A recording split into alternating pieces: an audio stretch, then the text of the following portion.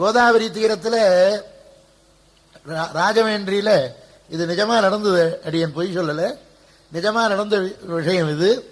ஜெகநாத கணபாடின்னு ஒருவர், அவர் சலக்ஷண கணபாடி கன்சுகண்டம்னு அவர் மந்திரம் சொல்ல ஆரம்பிச்சா அப்படி வெங்கலம் மாதிரி ஒலிக்கும். ஒரு 100 பேர் சொன்னா எப்படி இருக்குமோ அப்படி இருக்கும். தனியே சொல்லுவார் அவர், அவ்வளவு காம்பீரியமா இருக்கும் அவர் சொல்றது. அவர் பரீட்சாதிகாரி. அவரிடத்துல ஒருத்தர் வந்து எனக்கு உங்களிடத்துல தான் கனம் அத்தியனம் பண்ணணும்னு இருக்குது, நீங்கள் எனக்கு சொல்லி வைக்கணும்னு கேட்டுட்டார். அவரும் சரின்னுட்டார். அவர் சொல்லி கத்துட்டார். எல்லா இடமும் நல்லா சொல்லிட்டார். கடைசியில 7ஆம் காண்டத்துல ஒரு இடம், அது விஷாவாம் வாம் விஷாவாகும் ரேதோ தாரேதோ வாம் விஷாவாகும் ரேதோ தாவாகும் ரேதோ தாரேதோ தாவாம் வாகும் ரேதோ தாரேதோ ரேதோ ரேதோ தாரேதோ தா வாம் வாகும் ரேதோ தா ரேதா ரேதோ தாரேதோ தாரேதோ ரேதோ தாரேதோ தாரேதோ ததாது ததாது ரேதோ தாரேதோ தா ரேதோ ததாது ரேதோ ததாது ததாது ரேதோ ரேதோ ததாது துததாது ரேதோ ரேதோ ததாது ரேதோ தாஜிதி ரேதா தா ததாது துததாது दधातु त्स्क्यो उत्स्क्यो दधातु दुदधा तुदधातु त्स्क्यो उत्स्क्यो दुदूत्स्क्यो घृतम घृतगम त्स्क्यो दुदूत्स्क्यो घृतम. இந்த இடத்துல இத்து இத்து இக்கு இத்தனை அக்ஷரம் சேர்ந்திருக்குது. இந்த இடத்துல त्स्क्यो दुदूत्स्क्यो घृतம் घृतகம் त्स्क्यो दुदूत्स्क्यो घृतம். இந்த இடம் அவருக்கு பிடிபடலை. ஒரு 15 நாள் சொல்லி கொடுத்தார். எத்தனை நாள் சொன்னால் அவருக்கு வேறத்தையோ சொல்ற ஒழியும் கிருதகம் அது வரமாட்டேன். அவர் பார்த்தார், உமக்கு சொல்லிக் கொடுக்க என்னால முடியாது, நீர் என்ன இனிமேல் சித்திரவதை பண்ணாதையும் நீர் பட்டு போடுவோன்னு விட்டார். இவர் அழுகியே வந்துருத்தவருக்கு எல்லா இடமும் தெரியாது சொல்லிட்டார். இந்த ஒரு இடம் வரலையே, இது ஜன்மாந்தரத்தில் என்ன பாபம் பண்ணமோ, இந்த சப்தம் பிடிபடலையேன்னு ரொம்ப வருத்தம் அவருக்கு. அவர் என்ன பண்ணார், இனிமேல் முடியாதுன்னு விட்டார். அவர் இருந்து உள்ள போறார். இவர் நித்தியம் சைக்கிள்ல வருவார். சைக்கிள் அப்படி தள்ளிட்டு கிளம்பினார். உள்ள போற ஆச்சாரியன் அந்த ஜெகநாத கணபாடி அவரை கூட்ட இப்படி வரும் அப்படின்னார். இந்த சைக்கிள் காத்து நன்னா இருக்கா பூர்த்தியான்னு இருக்குதுன்னு இப்படி உட்காந்து கொண்டேன். அந்த பின்னால் இருக்கிற சக்கரத்துல காத்து அடிக்கிற இடம் இது வருங்கோ, அந்த இடத்த கொஞ்சம் அப்படி திறந்து விட்டார். அது இந்த மாதிரிதான் சொல்லணும்னு அத்த 2 தடவை அப்படி தூக்கி விட்டார். அவருக்கு வந்து உற்சக்யோன்னா இந்த காத்தை எடுத்து விட்டா அந்த துவனி அதுல வந்துடுச்சு. அவருக்கு உடனே வந்துடுத்து நன்னா சொல்ல ஆரம்பிச்சு விட்டார். சந்தோஷம் அவருக்கு. உடனே அவரை ஜெகநாத கணபாட்டியை விழுந்து விழுந்து சேவிச்சார். நமஸ்காரம் பண்ண, என்ன பண்ணாதையும் சைக்கிளை பண்ணும், நான் சொல்லி கொடுத்து உனக்கு வரல, இந்த அச்சேதனமான இந்த சைக்கிள் சொல்லி உனக்கு வந்துடுத்து, சைக்கிளை சேவியும் பாருங்கோ. நாம மனிதர்கள் நமக்கு எல்லா சப்தத்தையும் நம்மால சொல்லிட முடியும்னு நாம நினைக்கிறோம். ஆனா நம்மை காட்டிலும் மட்டமான அச்சேதனம் பட்சி வர்க்கங்கள் இதெல்லாம் நம்மை காட்டிலும் விலட்சணமா பேசுறது. அதெல்லாம் நம்மை காட்டிலும் ரொம்ப அழகா சப்தத்தை உச்சாரணம் பண்றது. ஒரு அச்சித் பதார்த்தம் ஒரு சைக்கிள் டயர்லேருந்து வரக்கூடிய சப்தம் வேத துவனியை எழுப்புறதுன்னா அதை கேட்டு அவர் தெரிஞ்சு விட்டார். இது வரைக்கும் இவர் சொல்லி கொடுத்து வரல, அந்த மாதிரி பிரத்யட்சமாவே நடந்தது. அதனால அந்த வேதோச்சாரணம்ன்றது ரொம்ப சிரமமானதுனால இந்த சப்த உச்சாரணம் அதை ரொம்ப சிரமப்பட்டு சம்பாதிக்க வேண்டிய ஒரு நிலை இருப்பதனால அந்த குருகுலத்தில் போய் சிரமப்பட்டு கற்றுக்கொள்ளும். ஆதோ வேதாக பிரமாணம் அக்ஷர ராசி கிரகணம்.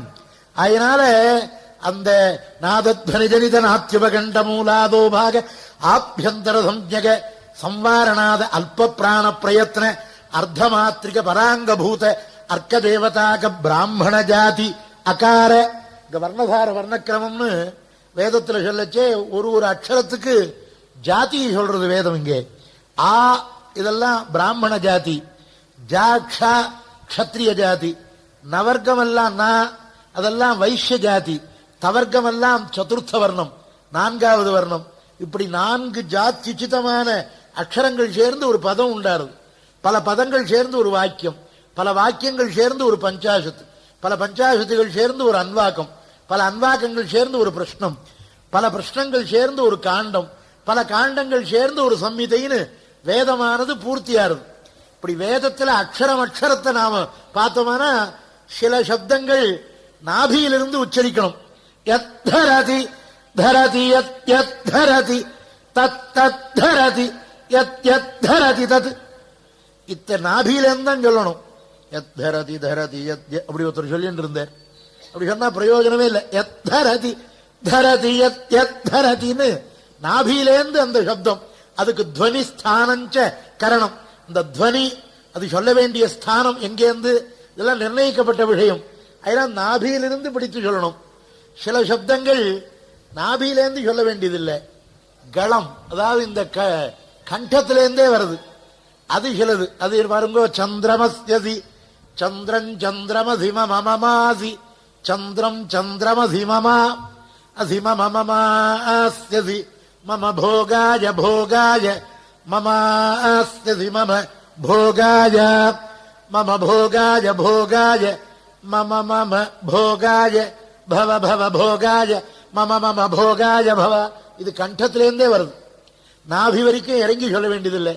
அப்படி சில பதங்கள், சிலது தாழு மத்தியம்னு சொல்லி இந்த வாயிலிருந்தே வருது, கண்டத்தளவும் செல்லாமல் வாயிலிருந்தே. தாம் வாவ வாவ தாம் தாம் வாவ தேவா தேவா வாவ தாம் தாம் வாவ தேவா வாவ தேவா தேவா வாவ வாவ தேவா. இங்கேருந்தே வருது பாருங்க, கீழே இறங்கல. சில சப்தம் உதட்டிலேருந்தே வருது, அது தே ஹுவே ஹுவே தே தே ஹுவே சவ சவ ஹுவே தே தே ஹுவே சவா ஹுவே சவ சவ ஹுவே ஹுவே சவாகம் அழகும் சவ ஹுவே ஹுவே சவாகம், உதட்டிலேருந்தே வருது. அதனால நாபியிலிருந்து ஆரம்பித்து உதடு பரியந்தம் வேதோச்சாரணத்திற்கு ஸ்தானம். அதனால ஒருத்தர் உட்கார்ந்து வேதத்தை சொல்றாருன்னா திரயஸ்திருகம் ஷத்வை தேவதா, அவருடைய திருமேனியில அவருடைய உடம்பிலே நாபியிலிருந்து அந்த உதடு பரியந்தம் அந்தந்த இடத்துல அந்த 33 தேவதைகளும் அமர்ந்திருக்கிறார்கள். அதனால வேத வித்யா பிராமணேபியா வேத வித்யா திவே திவே நமஸ்குரியாத், அந்த வேதத்தை உச்சாரணம் பண்ணக்கூடிய வேத வித்துக்களை தினம் வணங்கி நாம் வழிபட வேண்டும், அவர்களை நாம் சேவிக்க வேண்டும்னு வேதமே தன்னை தாங்கக்கூடிய மகான்களை விழுந்து வணங்க வேண்டும்னு ஆக்ஞாபிக்கிறது. நம்ம பார்த்து அதை செய் என்று சொல்கிறது. அதனால் அப்படி நாபியிலிருந்து இந்த உதடு பரியந்தம் ஸ்தானம் அந்த மாதிரி உச்சாரிக்க வேண்டும். சிலது இந்தந்த துவனியில இடா இடோபகூதேடா இடான்னா ஆடு கத்துற மாதிரி ஜொலிக்கணும், ஆடு கத்துற மாதிரி அந்த இடத்துல சொல்லணும். ஹிங்காராய ஸ்வாஹா அப்படின்னா குதிரை கத்துற மாதிரி சொல்லணும்.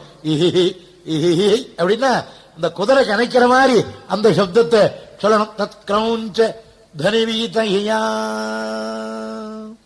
சுமங்கலா, இந்த மணியை அடித்து அப்படி விட்டா அந்த ரீங்காரமானது எப்படி சிறிது நாள் இருக்குமோ அந்த மாதிரி சில சப்தங்களை உச்சரிக்க வேண்டும். அதனால் அந்த உச்சாரணத்தை மாற்றி சொல்லாமல் அப்படியே சொல்ல வேண்டிய ஒரு கிரமம் அமைந்திருக்கிறது அந்த வேதத்திற்கு. அப்படியேப்பட்ட வேத சம்பத் ஆதௌ வேதா பிரமாணம், அப்படியேப்பட்ட வேதம் பரம பிரமாணம்.